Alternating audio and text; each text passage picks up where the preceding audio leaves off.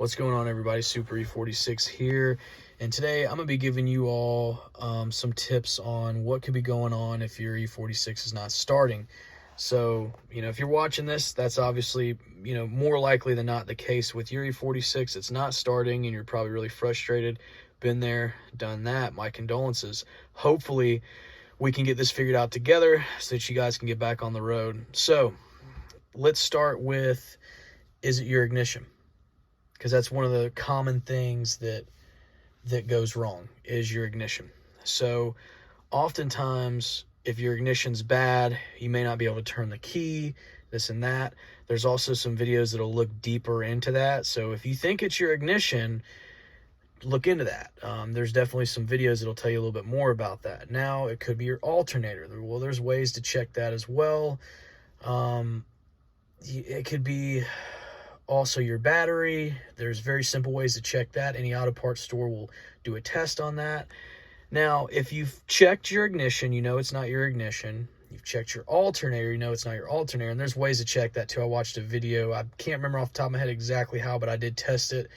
There's ways to essentially unplug the alternator, try to crank the car, see if that affects it, plug it back in, see if there's any difference.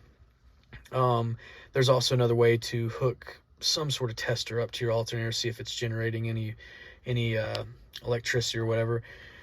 And if it's none of those things, right, then what could it be? Well, in my case, it was this thing. It was your ovalized level sensor. Now, these things are super rare. No, I'm just kidding. So what this is, guys, this is not a ovalized sensor. I'm just BSing you. This is a fuel pump. So this is your fuel pump for a BMW E46.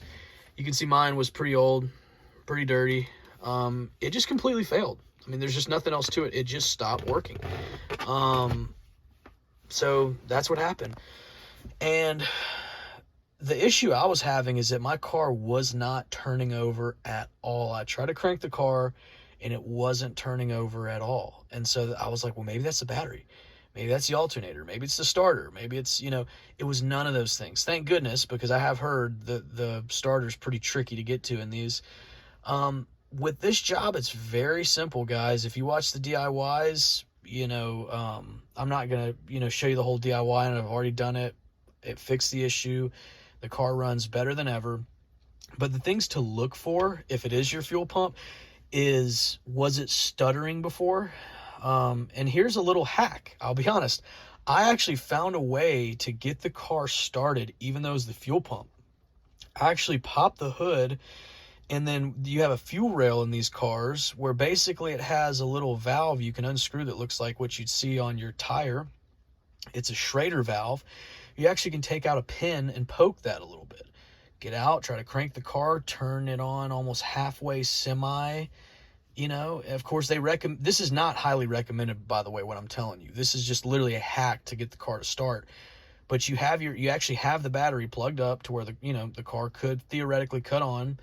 You turn the key basically to where, the car's halfway on. You're not cranking it. You just have it to where your dash is lit up. Then you actually go pop the hood, and you just push on that valve just a little bit. You don't want to use metal. There's always potential you could cause a fire or, something electric. So I just used literally like a rag and poked down on it, and I actually got a tiny bit of fuel to come out of the fuel line, or at least come up, and then I was able to crank the car, as crazy as that is. So then I thought, well, there's no way it's a fuel pump. But then I started driving, and the car was surging, and it was going back and forth, and I go, what could that be? Well, that was a fuel pump. That's exactly what it was. If your car's surging, and what I mean by surging is 1 second you feel like you got a lot of power, the next second you feel like you don't really have much power at all. And I did keep getting an engine code for low fuel when I didn't have low fuel. That's also another sign. But yeah, long story short, fix the fuel pump, and now the car starts up. So that's the big tip I'll give you guys, is that if you have checked, your starter, your ignition, your battery, your alternator, and you still are not sure what it is, check the fuel pump. And one of the ways to check that is, at least in my case, poke that, like if the car's not starting, try to actually, get some fuel into that valve, up the fuel rail essentially, and then try to start the car after that. And if it starts, chances are it may be your fuel pump. It is possible it's fuel injectors. It's rare from what I've heard, though, on these cars to get the fuel injectors clogged that bad to where it won't start. So, yeah, it might be the fuel pump. And the one I went with was VDO, which is like Continental. Great fuel pump. You can spend as much as you want on these fuel pumps, but from what I've heard, try to go genuine if you can. If you don't have the money, definitely try to get something at least semi-good quality, so that it's going to last you. It's not that tough to get in there. That's the one big thing I'll say, too. If you've watched the DIYs, I mean, I'll be honest, a fuel pump, at least in this car, was one of the easiest jobs I've done.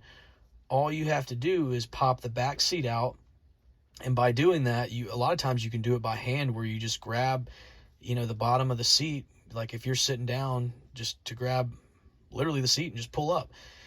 Seat comes out. You don't need to take the whole seat out, just the bottom part of it. And then there you are.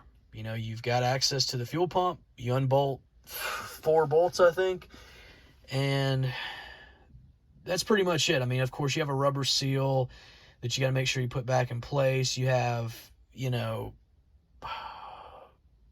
that's pretty much it. You hook the connectors in.